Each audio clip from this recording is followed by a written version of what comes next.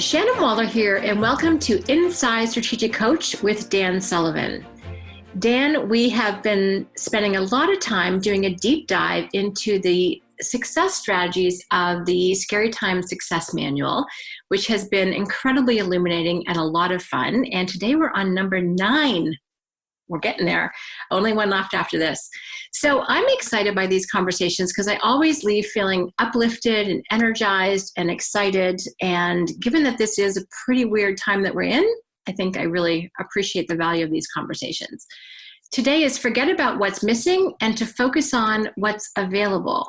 Now, this is a really interesting idea because it's very easy to think about what's missing, but you have a different take on it. So can we just talk about this for a second? I think it's a really interesting context. Yeah, it's very interesting, Shannon, because we're also creating a book at the same time we're doing the podcast series, and we have cartoons in the book. And one of the cartoons shows people who are shocked by the sudden change that's brought about by scary times. Could be disruption, they're blindsided by everything. But in one of the cartoons, I had to get this one in, is the person is looking very distressed. And he says, "Where's my blankie?" I, as a child and many other children, they have a doll, they have a teddy bear, or they have a blankie, and sometimes all three. But the blankie, my blanket, I think it was Linus in the Charlie Brown series. Right. Linus always had his blankie. But a blankie is called a security blanket. You have a security blanket.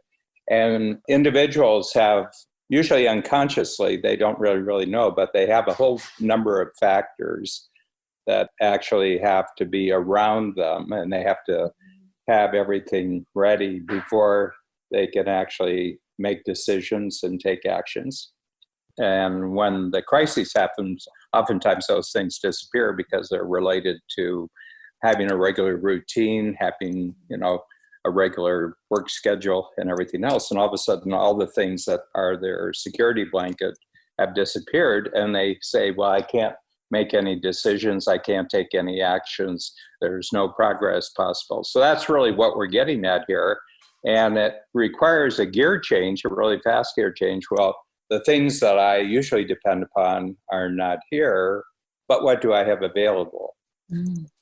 So I really like this because it, again, and this is going to theme through the series, is that it really is about adjusting quickly and adapting quickly and responding, as we talked about last time, quickly in terms of what you do have. And I like how you say here, a great creative response for you right now is to use every available resource you have today, tomorrow, and the next day to achieve as many small results as possible. So there's actually a lot lying around if you're paying attention to that versus paying attention to what's no longer true. Is that right? Yeah.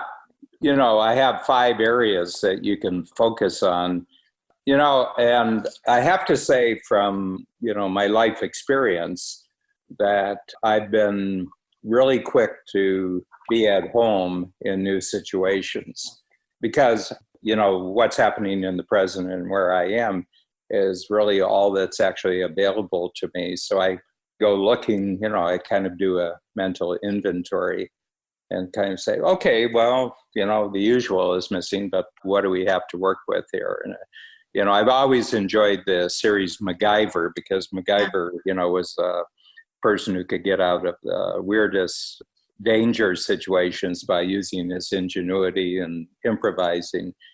And I admire that, but I actually am really quite good at that myself, of making myself at home regardless of the circumstances. So for me, being at home simply means that I've adjusted and I've got kind of a normal around me, and I'm just going to focus on the normal that's available to me right now, even though it's a change from what was true yesterday.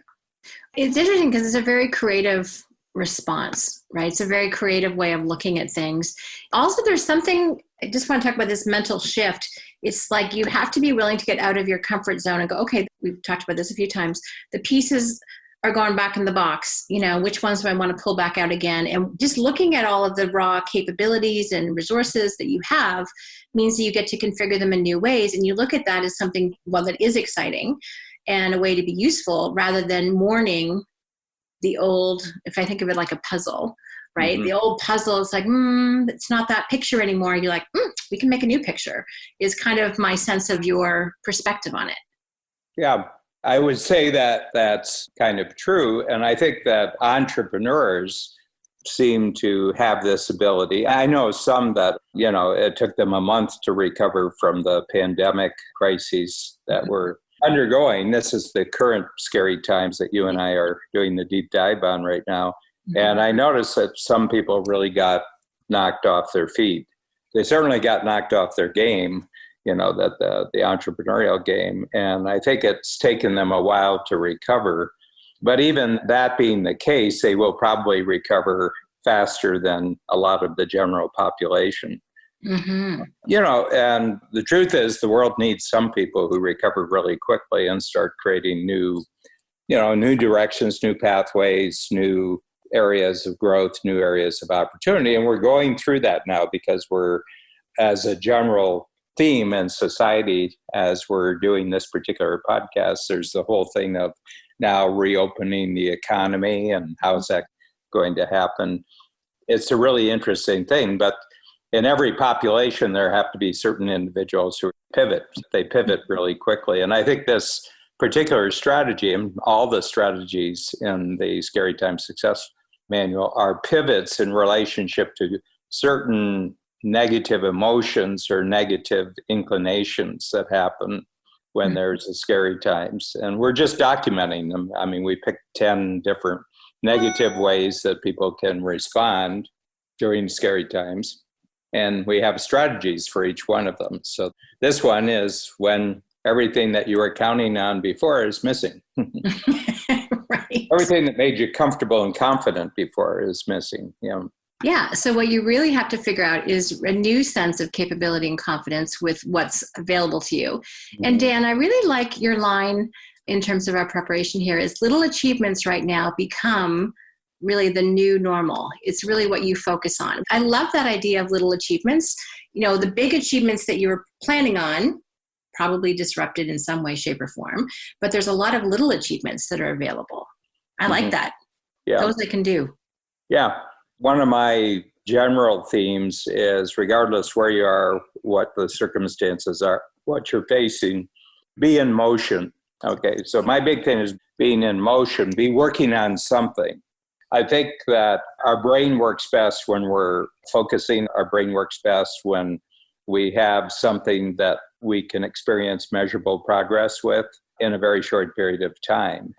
There was a film with Arnold Schwarzenegger and Tom Arnold and Jamie Lee Curtis. Was called True Lies. I love that movie. Arnold Schwarzenegger character is going through, and he's thinking that Jamie Lee Curtis, his wife, is cheating on him. And he's very, very depressed. Turns out not to be the case at all. As the plot develops, that's not the case at all, that they're actually spies and they're on the same side, but he's misreading. And he's very depressed. And Tom Arnold says, come on. He says, let's go out and find some terrorists and beat them up. It'll make you feel a lot better. And I really struck that there was a very, very good, what I would say, common sense strategy there from Tom Arnold. You got to do something where you feel like you're winning. So I think that what we're talking about here is how do you start winning again? And you can't win big the way that you thought before. You can't win in the projects that have now been suspended. You can't win if your freedom to take action has been limited. Right. And more so in this scary times than any other previous one that I've experienced where you're physically limited. But there's still progress room. There's still achievement room. I really like that because this is a very specific pivot to being in motion, to focusing on little achievements. And your actions, your prescriptions, I think are really spot on. So we'll get to those in a moment. But that's, okay, you couldn't be in motion the previous way, but you can still be in motion in a new way. And really redirecting your energy, your focus, your momentum is really what this is about, which is very doable. Mm-hmm. And people might even be doing it and they're not even realizing that they've been doing it. But if they're still measuring themselves against their old path, they're going to feel like they're falling short, what we call the gap between the reality and the previous ideal. But you're saying, okay, shift your perspective, shift your focus, and then you can absolutely still be making progress. Yeah, you can't play the old game. So invent a new game. I like inventing new games, Dan. Mhm. That's great. So let's jump into strategy number 1, which is your freed up time. Yeah, that's a resource, because your time that was occupied with the previous plan, with the old normal, well, that schedule's gone.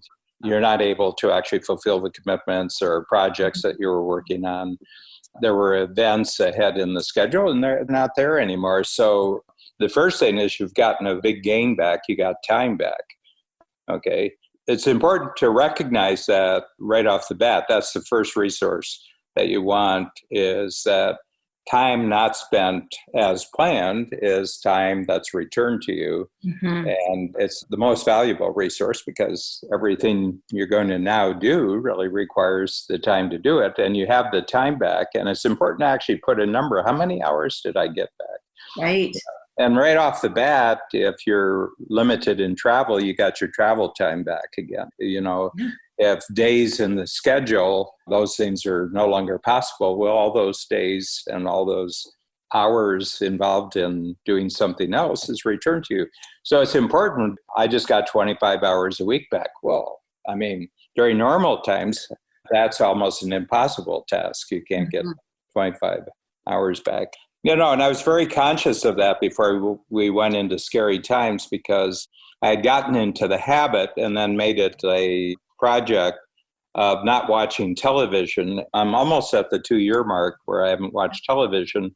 And one day I just spent about an hour figuring on average how much I watched during weekdays, how much I watched on weekends. And I came to, which I think is a very accurate number, and that is that it returned to me about 700 hours a year.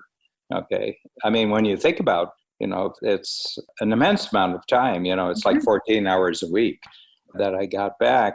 And this happened before the pandemic started and the lockdown started.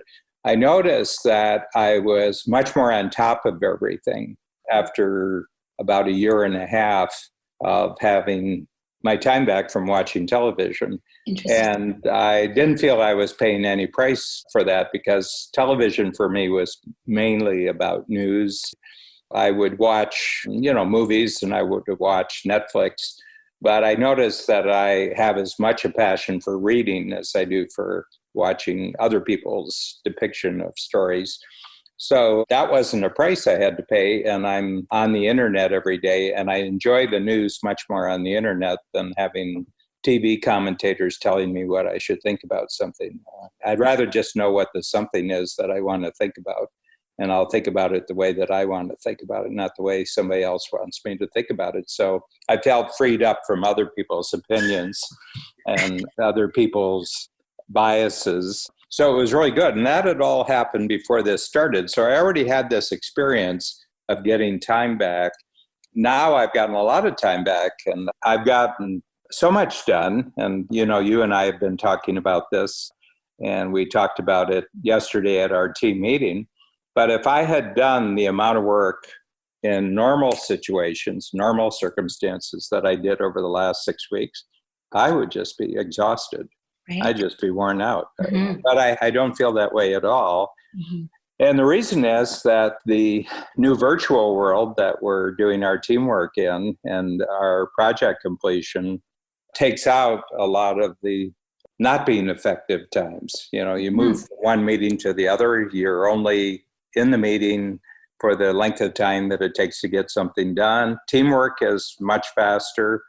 And the other thing is teamwork is much more accountable. One thing I've decided that you can't hide in the virtual world the way you can hide in the real-time world.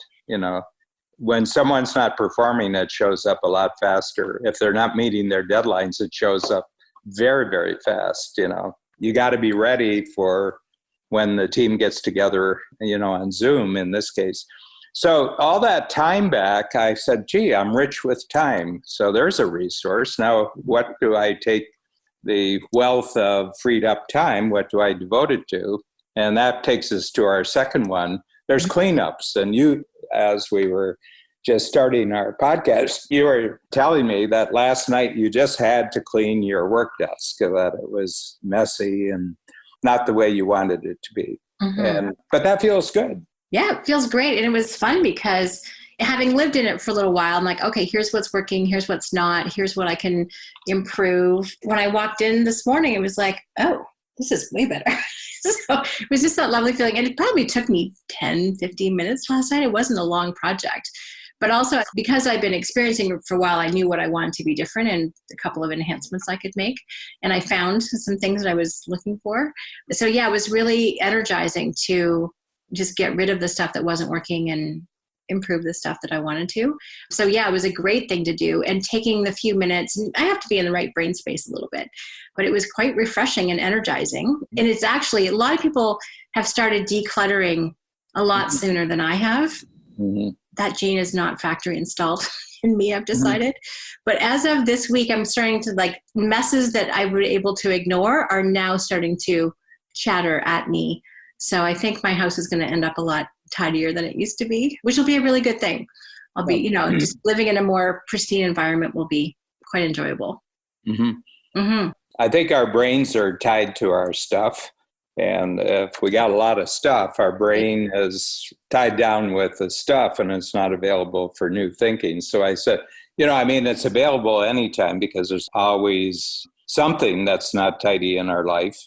If you're creative and you're an achiever, you're always creating messes. It's like scaffolding to build a new building, and our messes generally were setups for actually an achievement. And then we had the achievement, but we didn't take down the setup. We didn't take down the scaffolding. It'd be like all the new buildings in a town, but nobody's taking down the scaffolding. Then you wouldn't get the full value and pleasure out of building a new building if you didn't take down the scaffolding. What a great way to think about messes, Dan. I never... Well, they are. It was something we did to set something else up. That's really what, messes really, really are. We had to do this in order to do the thing we really wanted, but then we didn't go back and clean up the setup. My feeling is just make a list of 10 things that are possible within a very short period of time. And I mentioned today, tomorrow, the next day. Well, I wouldn't go beyond the next week. Right. If it's Sunday, well, by next Saturday, I will have this done. Mm-hmm. But it could relate to possessions, and that covers a universe. The property that you have, spaces, relationships, paperwork. Wardrobe's a really big one because most people have a closet full of garments, 80% of which they haven't worn in a year, sometimes 2 years, 3 years, 4 years. And every time they go in, they say, I think I'm going to wear that again, but you never do because its time is gone. Right. You're trying to remember a pleasure that you had out of it in the past, but there's no comparable pleasure in the future. So maybe it's time to say goodbye. Right. And so the cleanups are really, really great. And there's another thing. It's not exactly a mess, but it's an incompletion. So there are projects, there are all sorts of projects in our life where we started it and it's still going, but we may have just completely lost the purpose for it. We may have completely lost certainly the excitement for it. You don't have the excitement for it. And you're kind of committed to it in your own mind, and you may be committed to it in terms of commitments to other people. It was a commitment, but now it's an obligation. Right. Okay. A commitment is where your heart's really in it. An obligation is where your mind is connected to it, but you don't have any motivation towards it. So you just complete those. And one way to complete this is to simply say, I thought I wanted to do this, and no, I'm not going to do this. And what that does is it frees your mind up from thinking that this is something that you still have to do. Mm-hmm. I like that, Dan, because you decide to end it rather than keep going back to it. It's like a mess, like throw it out or deal with it. Mm-hmm. But the incompletion is, if you decide that you're just, okay, I'm done with it, it's over, even if it's not done, that's the same burst of mental energy that you get back from cleaning up a mess is when you decide something. Or you put in probably the little bit of time or effort or mental energy and you get it done, I would imagine. And then all of a sudden you don't have to think about it anymore. You get to check it off the list, mm-hmm. which if you like checking off lists is very fulfilling. Yeah. I mean, the great public example of this is bureaucratic programs that get started for one purpose, but the reason no longer exists, but the program is still going. And now the purpose of the program is to keep the program going, even though it's using up money, it's using up time, and it serves no purpose, but because circumstances have changed, the economy has changed, and there's just so much of this right now that we're seeing in public life. Why are we even paying for this, right? I mean, people say, well, it's my job, my job's attached to it. Yeah, but your job is worth nothing. Why are we doing this? And so a completion is, you talk about this a lot with the team members because you coach the entrepreneurial team members and the key people in an entrepreneurial organization. It's called open file syndrome. You have open file syndrome, but there's open project syndrome. A project was opened up and it's supposed to achieve a certain result, but there's no reason for the result anymore, and there's no motivation to keep moving forward, but the project just has its own inertia, That's a great point, Dan. And by the way, that is the definition from my political science course a million years ago. The definition of bureaucracy is exactly what you described, something that had an original purpose, but then eventually the purpose just is to keep it going, even though the original thing is fulfilled or no longer relevant. The moment that you have a budget and an employment around a project, it's very, very hard to stop it. And even entrepreneurial companies can run into that challenge. Oh, yeah. So this is actually a pretty incredible time, actually very incredible time, to take a look at those things and go, okay, what was the purpose of this? Is it still providing the value that we want? Can we do something different? There's a couple things we do at Coach, and we've been doing it the same way for a long time. It's like, oh, how could we reinvent that? How can we make it more relevant? How can we make it more fun? Or should we stop doing it? I actually find that quite energizing to look at how to do things in a new and different way. But unless there was a prompt or an interruption, I would have kept going in that same track because that's what I was used to, and that was the habit. Yeah. Mm-hmm. We've had commitments to cities where we were going to do the strategic coach workshop. And after a while, we said, this just doesn't make any. The amount of work it takes to create a workshop here, it's not even profitable. We just have a commitment and we're doing it over and over again. It's hard because there's emotions attached to it, and there's relationships attached to it, and there are promises attached to it, but they don't have any energy anymore. Yeah. So that's a completion. And the other thing is a simplification, that you have methods, you have processes, you have techniques, you have routines. They're kind of automatic.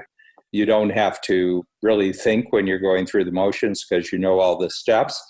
But oftentimes, after a while, a lot of the steps aren't even necessary. You can come up with shortcuts, you can come up with bypasses, you can come up with replacements, or you can just eliminate the routine or the habit altogether. So it's not quite a cleanup. It's just that you thought in the beginning that it would take 10 steps to complete this, and everybody said, yeah, you absolutely have to know each of the 10 steps. But after a while, 5 steps would actually be a better solution. And so you get rid of 5 of the steps. And that's really what technology is as a successful outcome of teamwork. Mm-hmm. That when humans first do things, first of all, there's an individual who sort of has an idea of a result and then puts a team around it. So the team gets a result, and then the team gets real skillful and real successful. And then the team can do it automatically without even thinking about it. But the whole reason for the result may have changed. And it's not a proper use of live human teamwork. Maybe we can just create a technology or an automatic process that actually does this for it. And my sense is Nick Sonnenberg from Leverage is really a good example of this. Nick will come in and he can look at anything that you're doing and probably find 2 or 3 ways to make the steps shorter or to eliminate the activity altogether. Yes, and I was just talking to him recently because he has a new service where he will come in and help you analyze your processes and streamline them. And he's an efficiency bear. Like, he is just on it and hates any kind of waste. And he's also a tech guy, so he's brilliant at those automated teamwork things, which is technology. I like how you talk about that. And it's interesting because I've had some pretty profound results in my own teamwork experiences, especially with one of my early team members, where process had just gotten really bloated. And it was a sales process. And we had a great number of sales. And I was like, oh my gosh, I was like, that was incredible. Best sales 2-week cycle ever. And her answer was, I never want to do that again. Mm-hmm. I was like, that's not what I was hoping to hear. I was like, well, why not? Well, every single one of those sales had 24 different steps to it. Mm-hmm. So you multiply the number of sales she had, which was in the double digits, times 24 was a lot happening. And so it's like, no wonder. So we pulled out our tool called Unique Method, and we slashed and burned that sucker. We got it down so it was much more doable. But it just happened. Things had built up and seemed like a good idea once, and then we tacked it on. That was probably my pivotal experience in recognizing that at that point it was fun to sit down with her and help simplify it. And things that I was not attached to, she thought we had to do. And so together, the two of us just made that sucker really simple. And it was fun. And then it was energizing. Then we could move ahead again. Mm-hmm. And I think that's a really powerful thing for companies to do. Again, it's out of that habit. It's out of just, you've always done it that way. It was comfortable. And technology is growing so quickly that there are tools out there. You just have to be looking for them. Yes. Dan, your expression, eyes only see and your ears only hear what your brain is looking for. If you're not looking for them, they're not going to come into your world. But if you are looking for them, you're going to be incredibly efficient and effective with your systems. But it takes that perspective and mindset, or you're not going to bother. Yeah. Mm-hmm. Love that. So we've got freed up time. You've got a new budget for new activities. We've done cleanups. We've done completions and simplifications. And this is a different one. The last one, it's kind of like, the song from The Sound of Music, My Favorite Things, and it's actually bringing back into your life things that have been very enjoyable and satisfying from your past, but you gradually didn't have time for them, or you just didn't make time for them. Mm-hmm. And for example, you and I are both passionate readers. Yes. I've just brought reading, especially fiction reading, back. I've always kept up to date with, my nonfiction subjects like geography and politics and world events. So I'm always on top of that. My mother encouraged me to be a junkie of world affairs, and her instruction took, and the internet has been a super help for me. But I had gotten away from fiction reading, and giving up television was an encouragement. And there haven't been that many good Hollywood movies worth going to the theater for in the last number of years. So I've really, really gone deep into fiction. And there's so many great fiction books that are hundreds of years old, but great writers, great plots, great characters, and everything else. At least once or twice a month, going back to a 18th century, 19th century novel and reading it. And they were amazing works of art. Mm-hmm. And the other thing, that I won't call it a hobby, but it's more like routines that I get a great deal of pleasure out of. And strangely, one of them, and you know it because we're in cottage country, very close to each other. We're in cottage country because of you, you and Bruce, that I really enjoy the whole thing of taking care of certain things, jobs around the house, like washing the dishes after a meal. I have this passion for a clean kitchen after a meal, making sure the bed is made before you leave the bedroom and making sure the laundry is done. And I do shopping. So the rule is with some of the big stores, just have one person in your household responsible for shopping and try to cut it down to maybe one trip a week. So every Saturday I go shopping and bring home the goods, and Babs says, she says, good boy, But I really love that. I really, really feel good. And those who know me might find that a bit strange about Dan, because I'm really big on delegation too. I'm really big on having lots of who's who do all the house. Mm-hmm. But, you can pull out things that are enjoyable from that just for the sake of enjoyment. And I think that probably what happened is that your regular routine about what you have found enjoyable got interrupted, maybe stopped. So this really is the replacement. These are replacement. And who knows, maybe these oldies but goodies will actually now go into the future in a way that's appropriate. I have to tell you a story. This is one of a little pleasure. So when I first got to know Babs and we moved in together, she had a Sony clock radio. It's a little nothing clock radio. I mean, it's an ugly tan color, and the sound quality is really, just getting it on the right station is quite a trick. Mm-hmm. But we only use it to wake up in the morning. I mean, we never have the radio on. It's been with us now for 37 years. And I said, it's a wonderful technology. It just does one thing every morning and does it well. It's solid state, it's not one of the old tube radios, it's solid state. And I just love that little radio. And it's just a nothing piece of technology, but it's been with us for 37 years. Every time we're at home and we wake up in the morning, it's what wakes us up. And I said, I love that little radio, and I hope it never wears out. I love that little radio. I love that, Dan. That's fun. And I have a similar one my dad gave me when I was 18, and it's beside my bed. Yeah. And it always works. Oh, yeah. It's crazy. It's like, I don't know if you could buy one now that would last that many years, because that was a long time ago. Yeah, and I think it's been on the same station for the last 15 years. I mean, sometimes if we have a housekeeper that they'll turn the radio on and they put it on the AM or something, and then they don't put it back. And I said, I feel totally disrupted by this. I mean, I make mistakes in setting the time sometimes. Yeah. And then it doesn't go off. And I said, well, of course, you made it PM, not AM. Yeah. That's happened. It's 5:00, but it's not 5:00 AM. It's 5:00 PM. So the thing I'm trying to get across is that pay attention to your favorite things in life. And the whole point is, this isn't other people telling you what your favorite things are. This is you saying, these are my favorite things. Mm-hmm. We spend a fair bit of time together in different locations. And you love setting the table, getting ready for dinner. We'll tidy up together sometimes if I'm there. And to my mind, it's one of those, a little bit ties back to number one with you've got some freed up time. And so I know that when I'm not rushing as much, which I usually am, I can slow down my pace. I can take pleasure in those small, sort of sometimes more domestic things. I'm really enjoying walks around my neighborhood. We have a dog, and I'm really liking seeing the flowers and the leaves come out on the trees. I've always wanted to kind of see spring happen, because normally it just sort of happens to me. I'm like, oh my gosh, all of a sudden. But I'm actually really enjoying every day seeing a little bit of progress, which normally would never happen because I'm always on a plane somewhere. So there's these little joys that you get to kind of appreciate. Marilyn was talking about this, or my mom, our colleague.